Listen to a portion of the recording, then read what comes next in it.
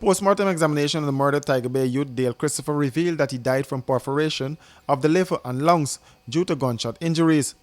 The post-mortem examination, which was performed by government pathologist Dr. Neal Singh this morning at the Georgetown Public Hospital mortuary, further revealed that one metal fragment was extracted from the body of the deceased, which was lodged in his upper back. Christopher was shot at a Juve party on Mandela Avenue early Sunday morning. Christopher was reportedly placed in a car and taken to the Georgetown Public Hospital, where he was pronounced dead. His father told reporters that the young man left his Tiger Bay home with a group of friends to go partying. 42-year-old Safa Grundel, known as Curlup or Safu, was arrested by the police for the murder of Christopher. The man is currently in custody as the police probe continues into the matter. Range. Iman Cosmetics is for every woman and features a line of skincare products and cosmetics including 16 foundation shades, powder, concealer, lipstick, blush, eyeshadow, highlighter and BB cream. Visit us at Lot 75 Swamp Section, Rosal Town. That's behind the market. Or call 337-4422 or 688-9249. Shh.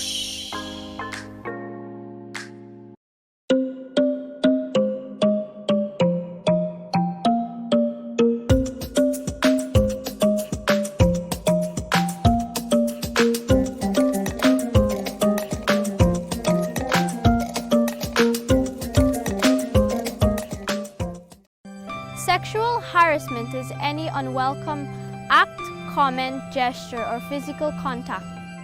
Street harassment is sexual harassment, but it is no joke. A woman's dress or behavior must not cause sexual harassment.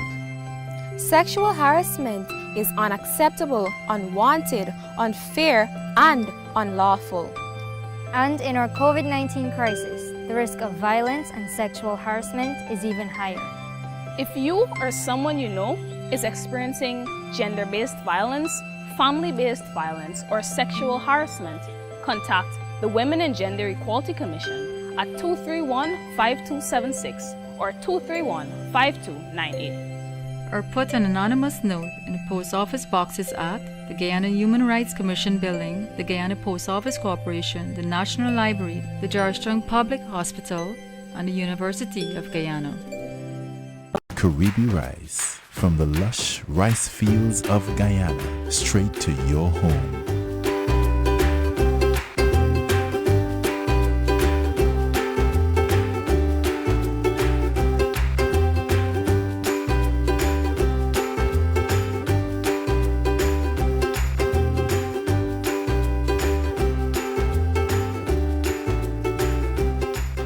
Caribbean rice, our people, our rice. COVID-19 enforcement measures have to be better, said Opposition Leader Joseph Harmon. Harmon and a team of MPs today met with the Commissioner of Police Acting Nigel Hoppy, another top brass of the force, to raise this and other issues of national importance. Speaking with reporters outside of the police headquarters at Ivlery, Harmon said the loss of life diminishes the country. We consider that to be the preeminent issue in our country at this time because it has to do with life and death. And the fact that many citizens were of the view that the enforcement of these measures by the Guyana Police Force was not consistent with their obligations, we felt it was necessary to make that point up front, that COVID-19 enforcement measures have to be better. Too many citizens are losing their lives. Very soon we will get to about 200. We're 190 something right now. And if we continue to do that, it is the resources of our country, that human resource of our country, that is diminished on a daily basis. And as one writer said, if any time a life is lost, your country is diminished. Right? It diminishes all of us. And so we have to ensure that human life is sacrosanct, that all of the measures that are in place to ensure human life, that we must ensure that they are in place. And this is what formed the conversation with the Commissioner of Police.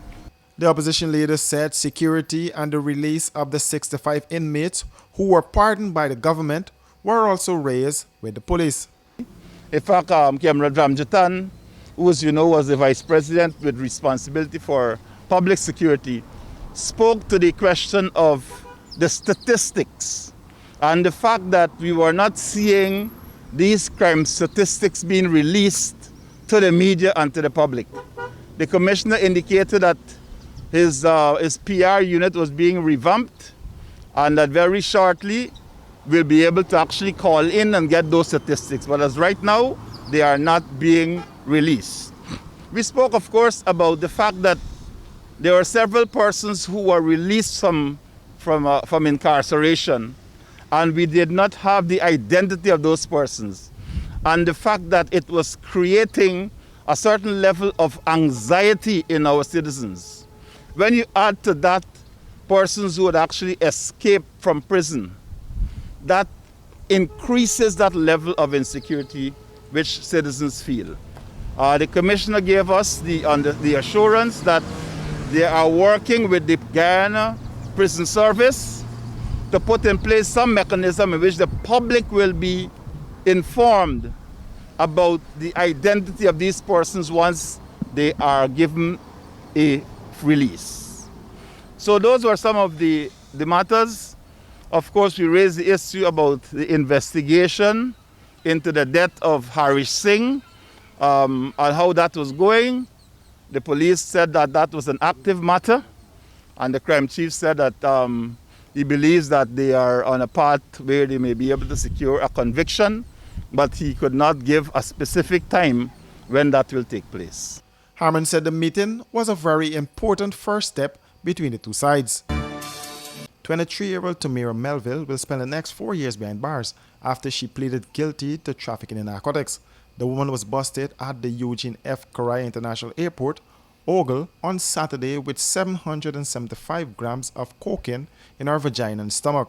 She was an outgoing passenger booked on a Caribbean Airlines flight BW215 destined for Barbados. During a search by the drug enforcement agents, the woman passed out through her vagina a bulky package wrapped in condoms.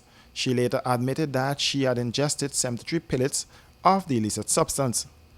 She was a patient at the Georgetown Public Hospital, and after excreting the pellets, the woman appeared in the Sparrowdale Magistrates Court today before Magistrate Russia Liverpool, where she pleaded guilty and was sentenced to 4 years in prison and fined $798,000.